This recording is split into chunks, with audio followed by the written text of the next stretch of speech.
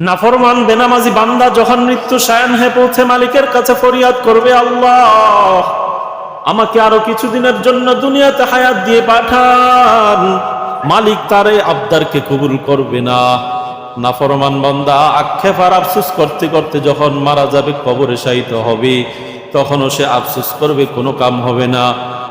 নাফরমান বান্দা বেনামাজি বান্দা হাসরের মাঠে যখন উঠবে, তখনও আফসোস করবে, আর দুনিয়াতে রিটার্ন আসার জন্য মালিকের কাছে ফরিয়াদ করবে, তখনও কোনো লাভ হবে না।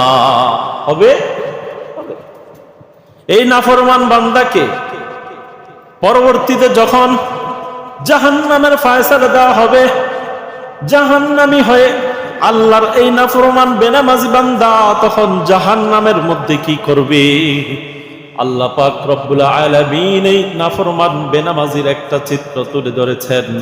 আল্লাহ বলেন, ওয়া হুম ইয়াস্তারিখুনা ফিহা রব্বানা আখরিজনা মিনহা ফাইন উদনা ফাইন্না যালিমুন। জাহান্নামী জাহান্নামের আগুনে জ্বলে পুড়ে ছারখার হয়ে যাবে, বিষাক্ত সাপ আর পোকামাকড়ের কামড় খেয়ে অসহ্য হয়ে যাবে তার অবস্থা। এখন সে মালিকের কাছে কান্নাকাটি আর চিল্লাফাল্লা করে বলবে, রব্বানা আখরিজনা মিনহা, ও মালিক জাহান্নামের আযাব সহ্য হচ্ছে না রে মালিক, জাহান্নামের আগুনের জ্বালন সহ্য হচ্ছে না আল্লাহ, জাহান্নামের সাপের কামড় আর সহ্য হচ্ছে না রে আল্লাহ। ও মালিক দয়া করে মেহেরবানি করে আল্লাহ আমাকে আবার কিছুদিনের জন্য হায়াত দিয়ে দুনিয়াতে পাঠান।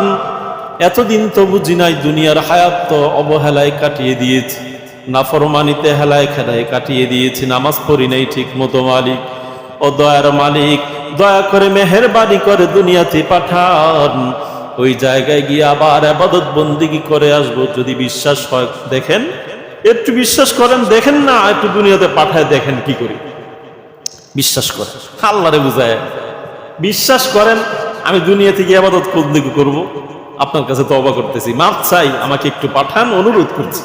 নাফরমান মালিকের কাছে এরকম অনুরোধ করব। আল্লাহ যদি বিশ্বাস না হয়, আপনি পাঠিয়ে দেখেন না, আমি গিয়ে যদি আবারও নাফরমানি করি, তাহলে আমি নিজে জালেম, ওই সময় আমার জান্নাত দিয়ে